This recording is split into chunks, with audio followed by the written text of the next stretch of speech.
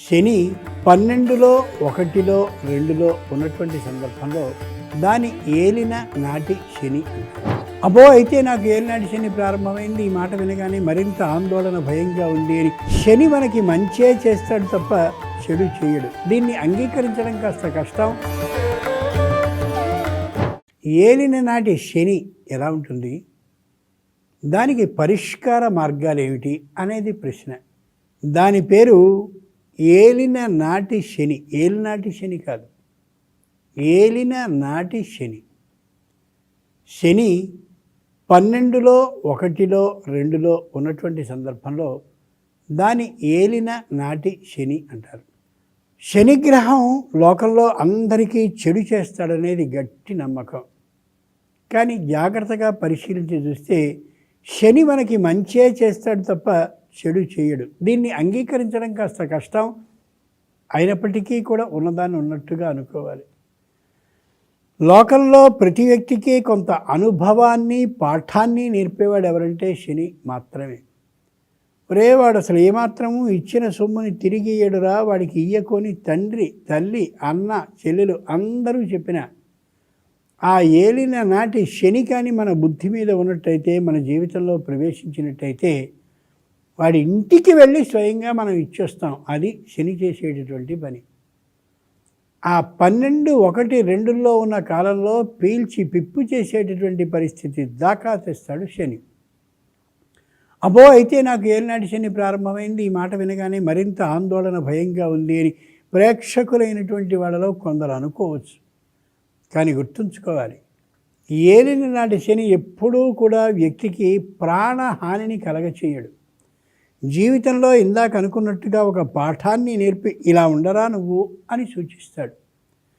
లోకంలో ఎక్కడైనా విద్యార్థి బడికి వెళ్ళినటువంటి సందర్భంలో బడికి ఉండేటటువంటి కొన్ని నియమాలే ఉంటాయో ఆ నియమాలకి అనుగుణంగా లేని సందర్భంలో ఎలా ఆ పాఠశాలకి సంబంధించిన సర్వ ఉత్తమ అధికారి పిలిచి ఏ విధంగా మందలిస్తాడో అలా మనం సరిగా లేనటువంటి సందర్భంలో శని గ్రహం కూడా మనని మందలించడం ఏదుందో అదే మనం శని బాధ పడడము అంటే.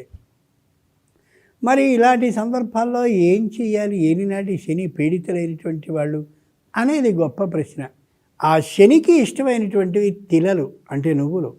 ఆ కారణంగా బెల్లాన్ని నువ్వుల్ని కలిపి గట్టిగా దంచి శివలింగ ఆకారంగా చేసి ఆ శివలింగంలో దాగినటువంటి శనైశ్చరుడు అంటే నిదానంగా అడుగులు వేసుకుంటూ వేసుకుంటూ వేసుకుంటూ మన జీవితంలో ప్రవేశించే ఏ శని గ్రహం ఉందో ఆ శని దైవానికి ఇష్టకరమైనటువంటి పూజని మనం చేయాలి.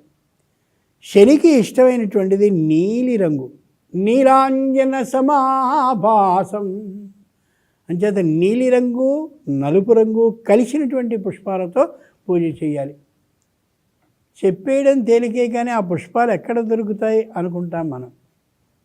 ప్రయత్నిస్తే దొరకనదంటూ ఉండదు. డిసెంబర్ పూలని ప్రత్యేకంగా ఉంటాయి, నీలిరంగులో ఉంటాయి. అబ్బో డిసెంబర్లోనే కదండి, కాదు, ఎల్లకాలము వస్తూనే ఉంటాయి.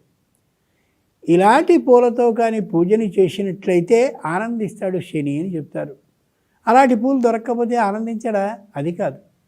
ఆ వేసేటటువంటి నీలిరంగు పుష్పాలని కానీ వేస్తే శని ఈ రంగులో ఉంటాడని మనకి తెలియచేయడానికి ఆయనకి నీలిరంగు పుష్పాలు ఇష్టము అన్నాడు. అలాగే నల్లనైనటువంటి నువ్వుల్ని దానం చేస్తాం, దాన్ని తిల దానము అంటాం. ఆ నల్ల నువ్వులు స్వయంగా ఆయనకి దానం చేయాలి. అలాగే తైలం తిలల నుండి అంటే నల్ల నువ్వుల నుండి వచ్చినటువంటిది ఏదో తిలాత్ అయం, ఆ నువ్వుల నుంచి వచ్చింది ఏదైతే ఉంటుందో ద్రవ్యం, అదిగో ఆ ద్రవ్యాన్ని జాగ్రత్తగా చూస్తే అది తైలం. అటువంటి నూనెని దానం చేయాలి. ఈ నూనెని దానం చేసినట్టయితే, ఆ తిలలని దానం చేసినట్టయితే, అలాగే బెల్లాన్ని దానం చేసినట్టయితే శనికి ప్రీతికరమైన వస్తువుల్ని దానం చేస్తున్నాడు ఈ వ్యక్తి అనే అభిప్రాయంతో శని సంపూర్ణమైనటువంటి దోషంతో వ్యక్తిని పట్టుకోడు. మరి ఇదే నిజమైతే శని దోషానికి విరుగుడుగా ఇవే అయినట్లయితే ఎందరెందరో శని బారిన పడకుండా యువతలకు వచ్చేయచ్చుగా అనేది మన ప్రశ్న. కానీ శని అంత తేలికగా విడిచిపెట్టేటటువంటి వ్యక్తి కాదు. మనం ఏ నువ్వుల్ని దానం చేద్దాం అనుకుంటున్నామో, ఏ నువ్వుల నూనెని దానం చేద్దాం అనుకుంటున్నామో, ఇంకా శనికి ప్రీతికరమైనటువంటి చెప్పుల్ని అలాగే ఇతరమైనటువంటి కొన్ని ప్రత్యేకమైన ఇనుప వస్తువుల్ని దానం చేయడం ఎందుకు అంటే, ఏ శని మనని పట్టి పీడిస్తూ ఉన్నాడో ఆయన ఉపశమనం పొందడానికి, అంటే శాంతిని పొందడానికి, శాంతిని మన కారణంగా పొందినటువంటి శని మనని మరింత బాధించకుండా ఉండేందుకు ఇదిగో ఈ శని జపాన్ని, శని పూజని, శని స్తోత్రాన్ని, శని అభిషేకాన్ని చేయాలి. శని చాలా ఉత్తముడు అనేటటువంటి మాటని మరోమారు మనవి చేస్తున్నాను. శనికి సంబంధించిన శ్లోకాన్ని చదవవలసిన సంఖ్య 19. శని సంఖ్య అది కాబట్టి 19 శ్లోకాలని చదువుతూ దాని వెనుక 6 శ్లోకాలు సూర్యుడికి, దాని పిమ్మట 6 శ్లోకాలు సూర్యునికి సంబంధించినవి కానీ చదువుకుంటూ ఉంటే రోజు మొత్తం అంతా ఒక 15 నిమిషాలు పడుతుంది. అలా చదువుకుంటూ ఉన్నట్లయితే నిశ్చయంగా శని దోషం తొలగుతుంది. శని అనుగ్రహం మనకి లభించే అవకాశం కూడా బాగా వస్తుంది. శనికి ప్రీతికరమైనటువంటి వారం శనివారం. శనికి ప్రీతికరమైనటువంటి సమయం శన్యుషకాలం అంటారు. అంటే తెల్లవారుజాము 5 నుండి దాదాపుగా రమారమిగా 6 గంటల 30 నిమిషాల వరకు అని అనుకోండి. ఆ కాలాన్ని శనికి సంబంధించినటువంటి దుర్ముహూర్త కాలంగా నిర్ణయిస్తారు. ఆ కాలంలో శనికి మాత్రమే పూజని మనం చేసినట్టయితే, అభిషేకాన్ని చేసినట్టయితే ఆయన మరింత ఆనందపడతాడు. శనికి ఇష్టమైనటువంటి తిథి త్రయోదశి తిథి. అది కూడా బహుళపక్షంలో వచ్చేటటువంటిది. అంటే పూర్ణిమ వెళ్ళిపోయిన తరువాత వచ్చే 13వ రోజు ఏ త్రయోదశి అవుతుందో బహుళపక్షంలో వస్తుందో, కాబట్టి శని బహుళ పక్షంలో వచ్చేటటువంటి ఆ త్రయోదశిని శని త్రయోదశి అని పిలుస్తారు. బెల్లాన్ని, నువ్వుల్ని బాగా దంచి శివలింగ ఆకారంగా చేసి ఆ మహానుభావుడికి, తిలపురుషుడైనటువంటి ఆయనకి నువ్వులతోనే అర్చన చేయాలి. నువ్వుల నూనెతో అభిషేకాన్ని చేయాలి.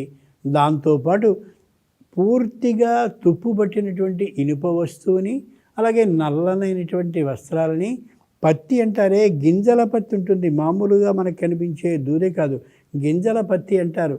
దాన్ని, ఒక ఇనుప వస్తువుని దానం చేసినట్టయితే యోగ్యుడైనటువంటి పురోహితునికి నిశ్చయంగా శని పూర్తిగా మనని విడిచేటటువంటి అవకాశం కనిపిస్తుంది. దీన్ని తిలపూరుష తైలాభిషేకం అని అంటారు. అక్కడ చదివే మంత్రాలు ప్రత్యేకంగా విచిత్రంగా ఉంటాయి. అలా కానీ చేసినట్టయితే మానసికమైనటువంటి సుఖశాంతులు ప్రతి వ్యక్తికి అబ్బుతాయి. శని యొక్క అనుగ్రహం మనకి నిరంతరం మన మీద ప్రసరిస్తూ ఉంటుంది. అకస్మాత్తుగా ఏదైనా ప్రమాదం జరిగినా, లేదా జీవితంలో అనుకోకుండా ఒక పొరపచ్చంతో భార్యాభర్తలు విడిపోయే స్థితి వచ్చినా, ఇట్లాంటి సంఘటనలన్నిటికీ కారణం మాత్రం శని అనే చెప్పాలి. అందుకని ఈ విధమైన పరిహారాలని కానీ చేసుకుంటూ ఉన్నట్లయితే నిశ్చయంగా శని దోషం తొలగే అవకాశం బాగా కనిపిస్తుంది. స్వస్తి.